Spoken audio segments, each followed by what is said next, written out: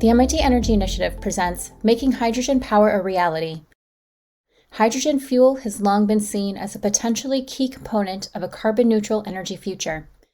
At the 2022 MIT Energy Initiative Spring Symposium, 4 industry experts laid out their efforts to produce it at scale. Written by Calvin Hennick. For decades, government and industry have looked to hydrogen as a potentially game-changing tool in the quest for clean energy. As far back as the early days of the Clinton administration, energy sector observers and public policy experts have extolled the virtues of hydrogen, to the point that some people have joked that hydrogen is the energy of the future, and always will be. Even as wind and solar power have become commonplace in recent years, hydrogen has been held back by high costs and other challenges. But the fuel may finally be poised to have its moment. At the MIT Energy Initiative Spring Symposium, entitled Hydrogen's Role in a Decarbonized Energy System, experts discussed hydrogen production routes, hydrogen consumption markets, the path to a robust hydrogen infrastructure, and policy changes needed to achieve a hydrogen future.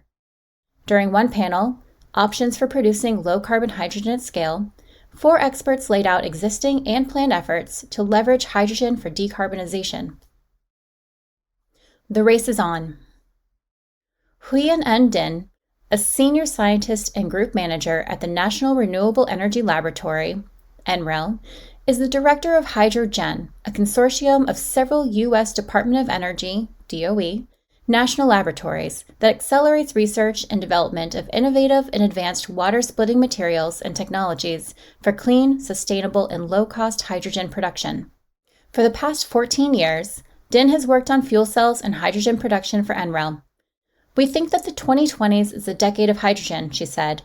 Din believes that the energy carrier is poised to come into its own over the next few years, pointing to several domestic and international activities surrounding the fuel and citing a Hydrogen Council report that projected the future impacts of hydrogen, including 30 million jobs and $2.5 trillion in global revenue by 2050. Now is the time for hydrogen, and the global race is on, she said. Din also explained the parameters of the hydrogen shot, the first of the DOE's energy earthshots aimed at accelerating breakthroughs for affordable and reliable clean energy solutions.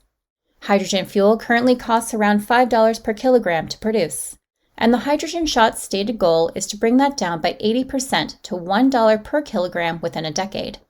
The hydrogen shot will be facilitated by $9.5 billion in funding for at least 4 clean hydrogen hubs located in different parts of the United States, as well as extensive research and development, manufacturing, and recycling from last year's bipartisan infrastructure law.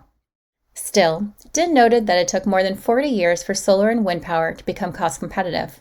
And now industry, government, national lab, and academic leaders are hoping to achieve similar reductions in hydrogen fuel costs over a much shorter time frame. In the near term, she said, stakeholders will need to improve the efficiency, durability, and affordability of hydrogen production through electrolysis, using electricity to split water, using today's renewable and nuclear power sources. Over the long term, the focus may shift to splitting water more directly through heat or solar energy, she said. The timeframe is short, the competition is intense, and a coordinated effort is critical for domestic competitiveness, Din said. Hydrogen across continents. Wambui Maturu, Principal Engineer for International Commercial Development, Exploration and Production International at the Norwegian global energy company Equinor, said that hydrogen is an important component in the company's ambitions to be carbon neutral by 2050. The company, in collaboration with partners, has several hydrogen projects in the works, and Maturu laid out the company's Hydrogen to Humber H2H project in northern England. Currently, the Humber region emits more carbon dioxide than any other industrial cluster in the United Kingdom, 50% more, in fact, than the next largest carbon emitter. The ambition here is for us to deploy the world's first at-scale hydrogen value chain to decarbonize the Humber industrial cluster, Maturu said. The project consists of 3 components: a clean hydrogen production facility, an onshore hydrogen and carbon dioxide transmission network, and offshore carbon dioxide transportation and storage operations. Maturu highlighted the importance of carbon capture and storage, CCS, in hydrogen production. Equinor, she said, has captured and sequestered carbon offshore for more than 25 years, storing more than 25 million tons of carbon dioxide during that time.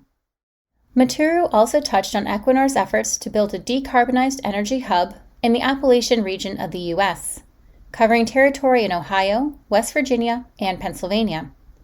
By 2040, she said, the company ambition is to produce about 1.5 million tons of clean hydrogen per year in the region, roughly equivalent to 6.8 gigawatts of electricity, while also storing 30 million tons of carbon dioxide.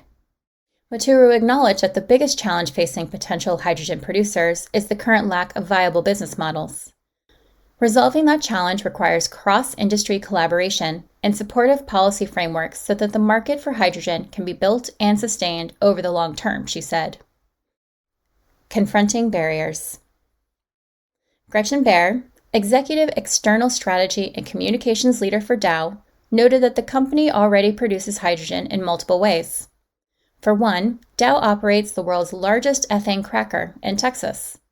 An ethane cracker heats ethane to break apart molecular bonds to form ethylene, with hydrogen one of the byproducts of the process. Also, Baer showed a slide of the 1891 patent for the electrolysis of brine water, which also produces hydrogen. The company still engages in this practice, but Dow does not have an effective way of utilizing the resulting hydrogen for their own fuel.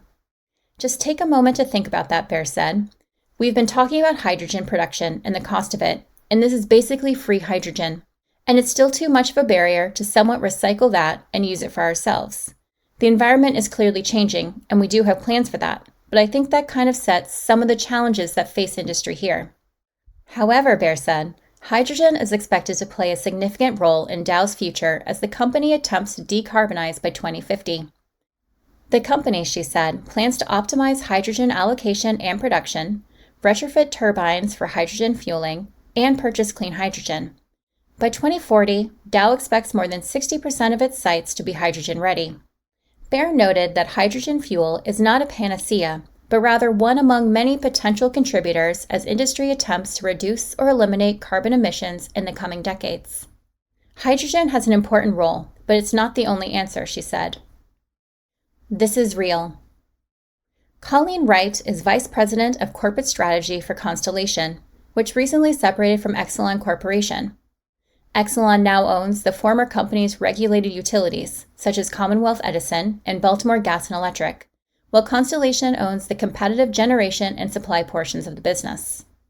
Wright stressed the advantages of nuclear power in hydrogen production, which she said includes superior economics, low barriers to implementation, and scalability.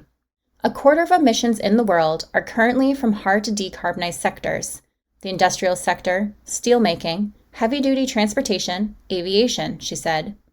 These are really challenging decarbonization sectors, and as we continue to expand and electrify, we're going to need more supply. We're also going to need to produce clean hydrogen using emissions-free power. The scale of nuclear power plants is uniquely suited to be able to scale hydrogen production, Wright added.